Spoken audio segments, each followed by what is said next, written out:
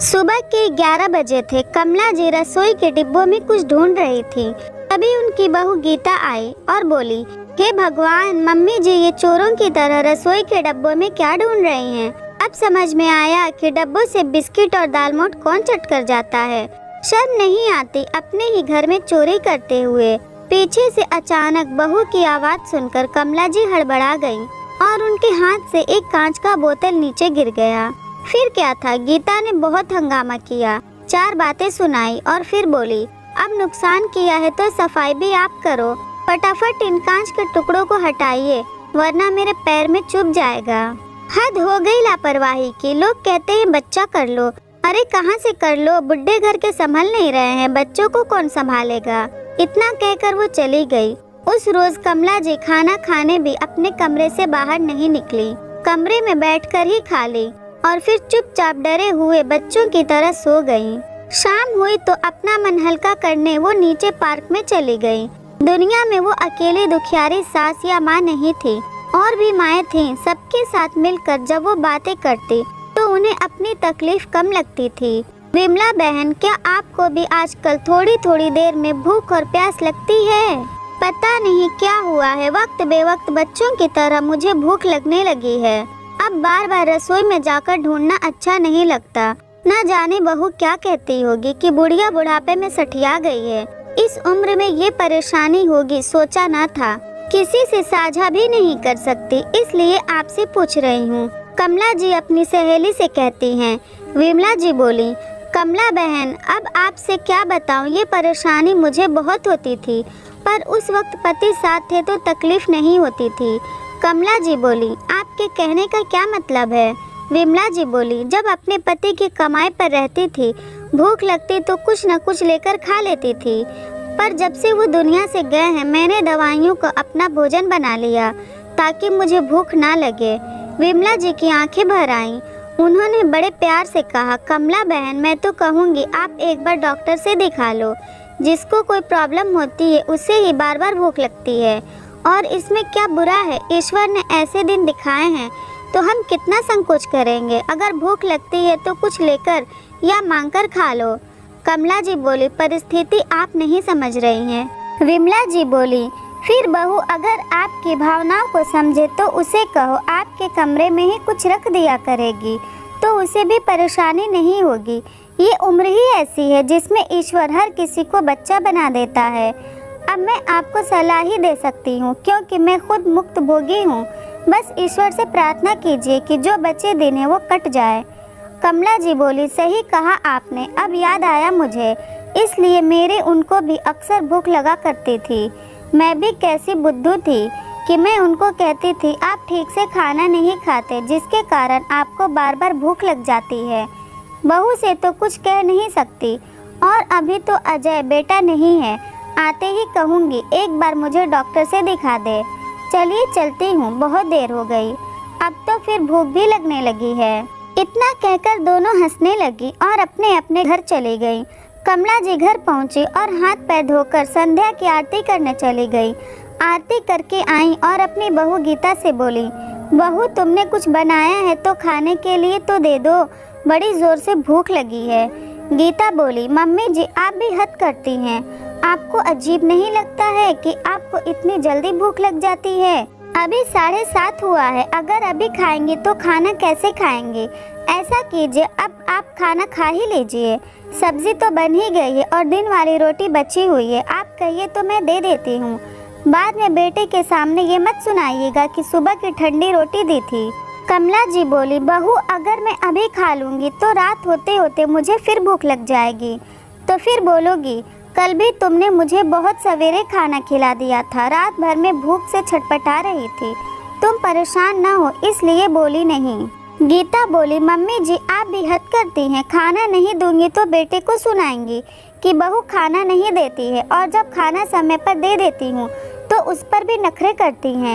ये रहा खाना, खाना है तो खाइए, मैं कुछ और ही बनाऊंगी। और हाँ, कल तो हमने भी आपके साथ ही खाना खाया था, हमें तो भूख नहीं लगी।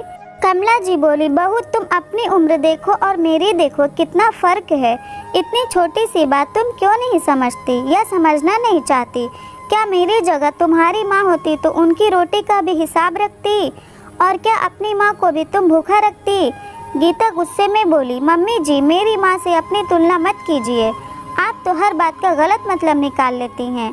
और जहाँ तक मेरी माँ की बात है वो समय पर खाती है, आपकी तरह दिन भर रसोई में कुछ ढूंढती नहीं रहती है। चुपचाप बैठिए खाइए। कमला जी बोली, बहू भूख तो मुझे भी समय पर ही लगती थी, पर ये परेशानी मुझे पिछले 2 महीनों से हो रही है। मैं कभी तुमसे या अजय से कहती नहीं थी, पर यह परेशानी बढ़ती ही जा रही है।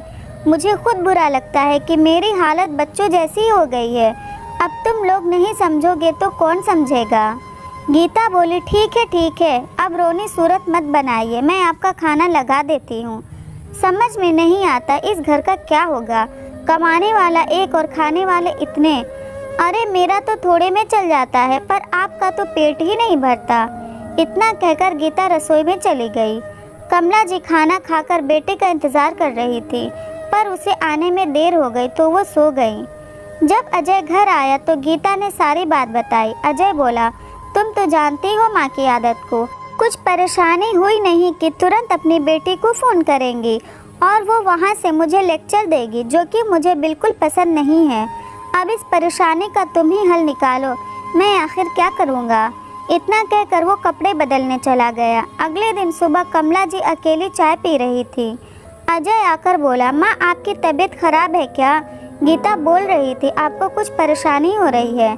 कमला जी बोली, अरे नहीं बेटा, ऐसी कोई परेशानी नहीं है, बस रात में अगर जल्दी खा लेती हूँ तो फिर बीच रात में भूख लग जाती है।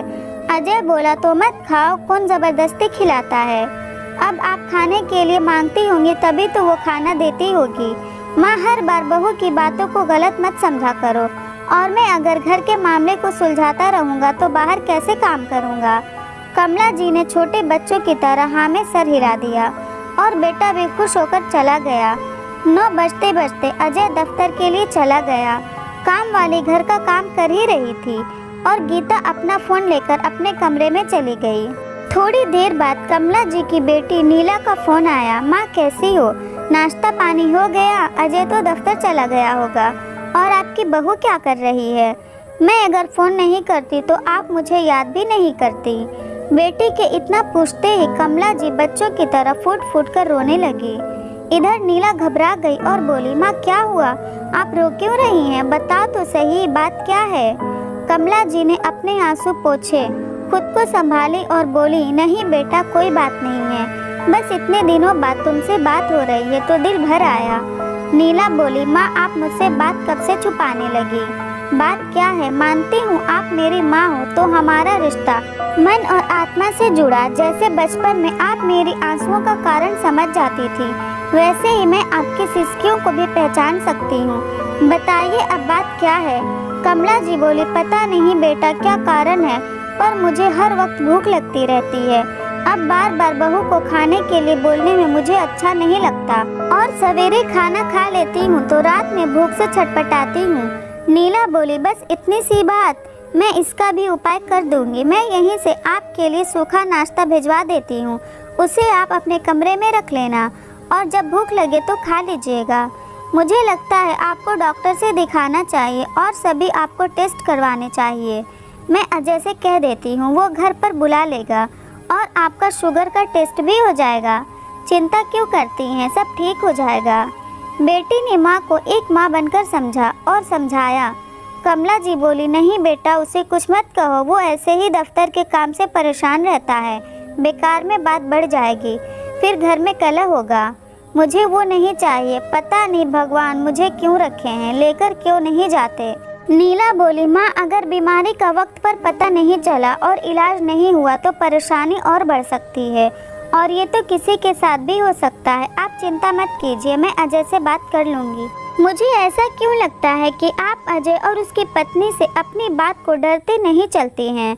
अगर ऐसी बात है तो मुझसे पहले बताइए। 2 दिन बाद खाने पीने की बहुत सारी चीज़ें आईं, जिसे देखकर गीता बोली, मम्मी जी हम क्या आपको खाने पीने में कमी रखते हैं? जो आपने दीदी को बता दिया और उन्होंने भी वहाँ से भिजवा दिया। कमला जी बोली, बहू अगर तुम समझती तो ये उपाय तुम पहले ही कर देती, और मैंने ये सब उसे भेजने के लिए नहीं कहा था। वो मेरी बेटी है, उसने अपनी माँ की तकलीफ को समझा।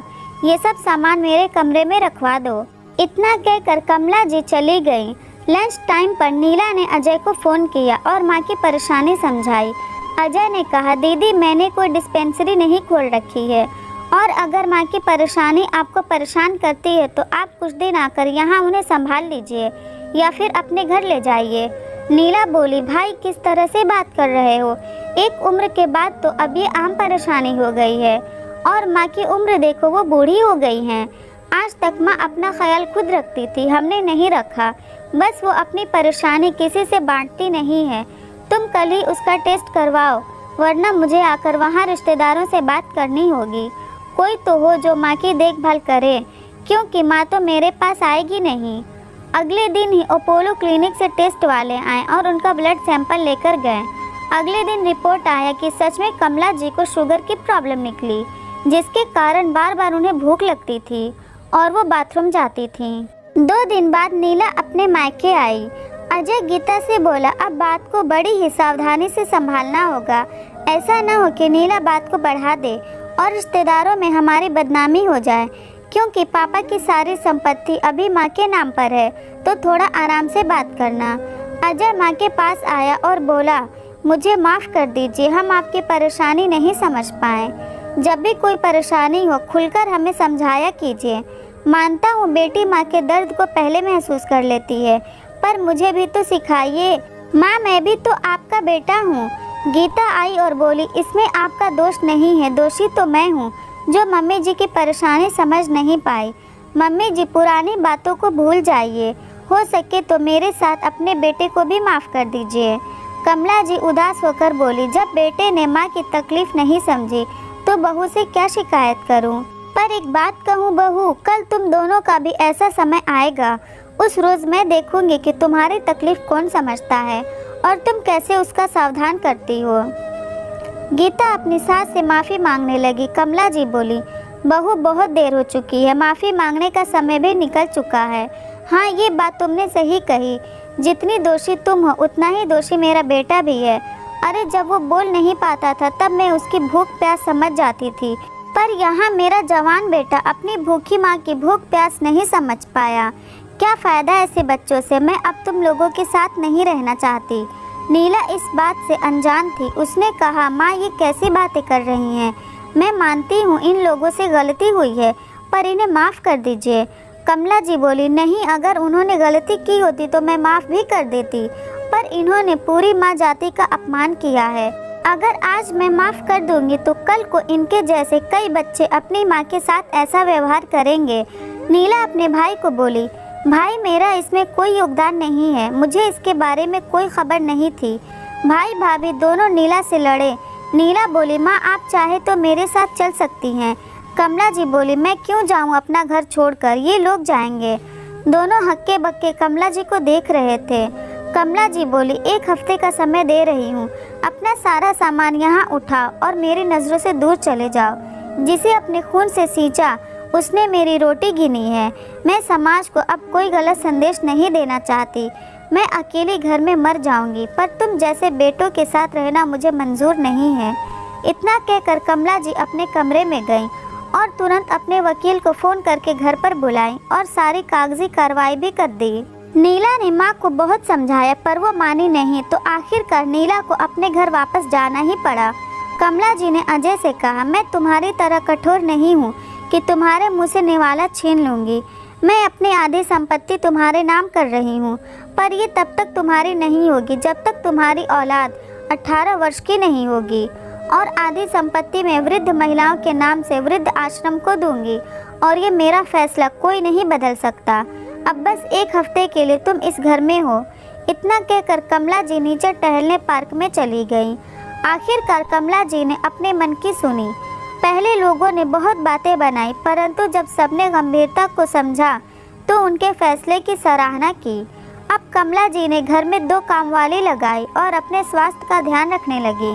वो जानती थी मृत्यु तो आनी है, उसे कोई नहीं टाल सकता, परंतु इज्जत की मौत मिले ये ज़रूरी है। दोस्तों, बचपन में हमारे बिना बोले ही माँ हमारी भूख का अंदाज़ा कैसे लगा लेती थी। तो क्या उसी तरह हम अपने माँ बाप की भूख का अंदाज़ा नहीं लगा सकते? कभी कभी पूछ कर देखा कीजिए, हो सकता है वो अपनी भूख को दबाते होंगे। आपको ये कहानी कैसी लगी? अपने अनुभव और विचार कमेंट द्वारा मेरे साथ साझा करें। और ऐसी स्टोरी आपको